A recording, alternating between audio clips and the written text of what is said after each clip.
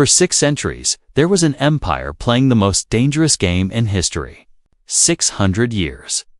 A span in which European kingdoms rose and fell. Dynasties vanished, continents shifted, and nations were redrawn again and again.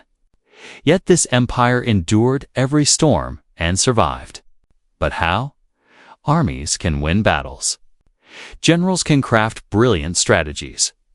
But no empire survives unless its treasury survives. The story we're about to explore reveals the true secret behind one of history's longest-lasting states. Not the art of fighting, but the art of financing war. What you'll hear in this video is not a dusty tale forgotten on history's shelves. It is the anatomy of a financial engine that shaped the modern world. Perhaps the most surprising part is this: when used correctly, this system can keep an empire alive for 600 years. Used poorly, it can bring that same empire to its knees. If you're ready, let's dive deep into one of the most misunderstood economic machines in history. Financial engine of the Ottoman Empire. For 6 centuries, the Ottoman Empire fought kings, sultans, republics, crusader armies, rebels, and rising European powers. They conquered nations and lost nations, redrew borders, marched their armies from the Balkan mountains to the Arabian deserts. And through all of this, they achieved something most empires in history could not. They did not go bankrupt. Because the Ottomans didn't simply fight, they found a way to fund the fight. And they built a mechanism that seemed almost endless in its efficiency.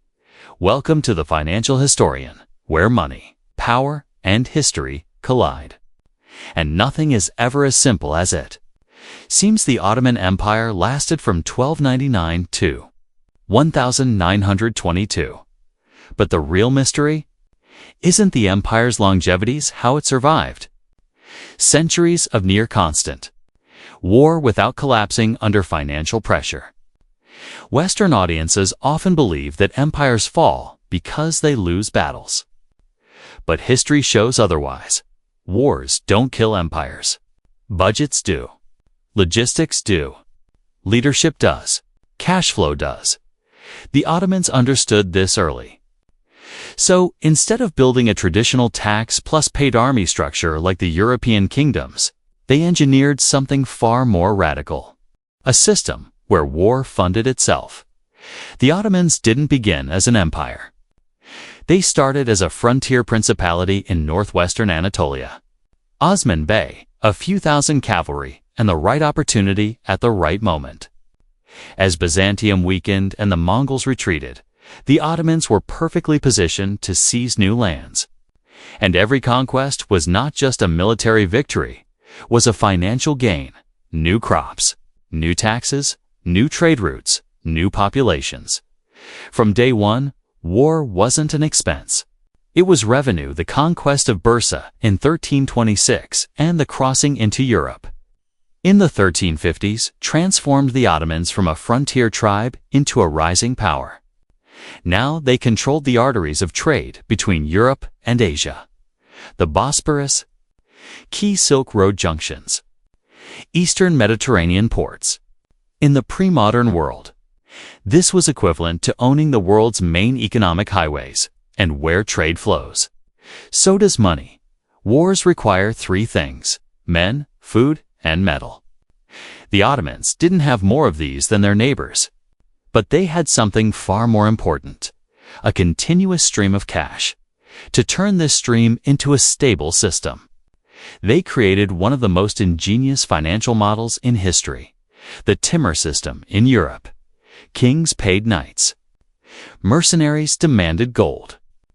The Ottomans took the opposite approach. They refused to pay soldiers. Instead, they gave them rights. A Sipahi Ottoman cavalry received the right to collect taxes from a specific village. With that revenue, he equipped himself, fed his horse, purchased armor, and joined campaigns. The state paid nothing. The soldier financed himself. And because his income depended on the stability of the village, he had every incentive to maintain order. The result? A self-financing army. But the Ottoman financial engine had another, more controversial gear: the Janissaries and the Devshirme system.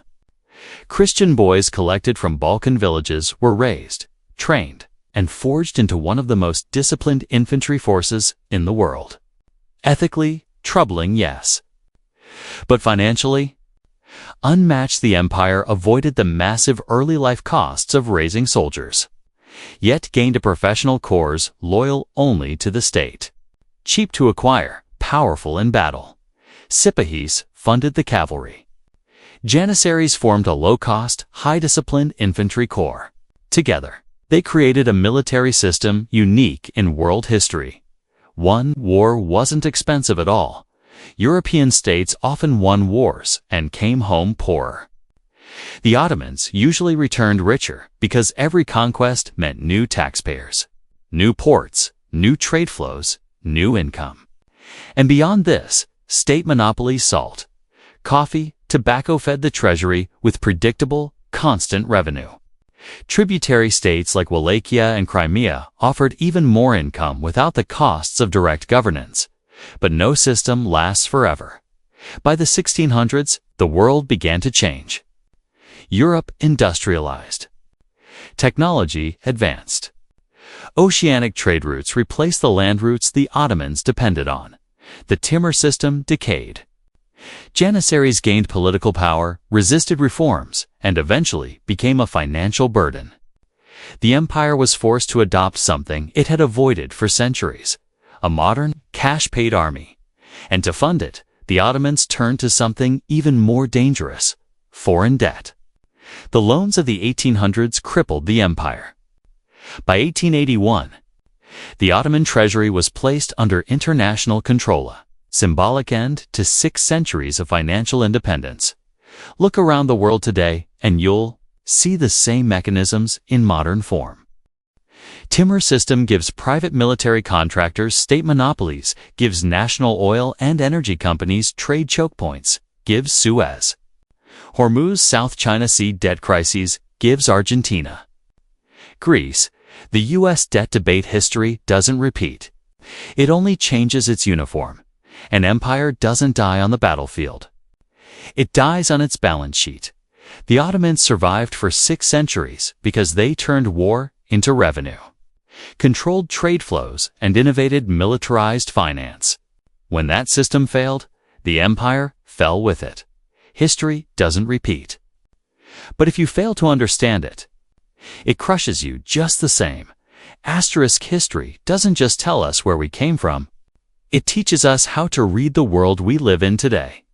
If this video opened a new window for you, there's one simple thing you can do to continue this journey. Join this channel when you like the video. Leave a comment and subscribe. You're not just supporting a creator. You're becoming part of a community that studies power, money, and the hidden mechanics behind empires. This channel isn't for people who casually enjoy history. It's for those who want to understand the mechanism behind it. We'll meet again in the next video, because the past isn't over, and we're just getting started.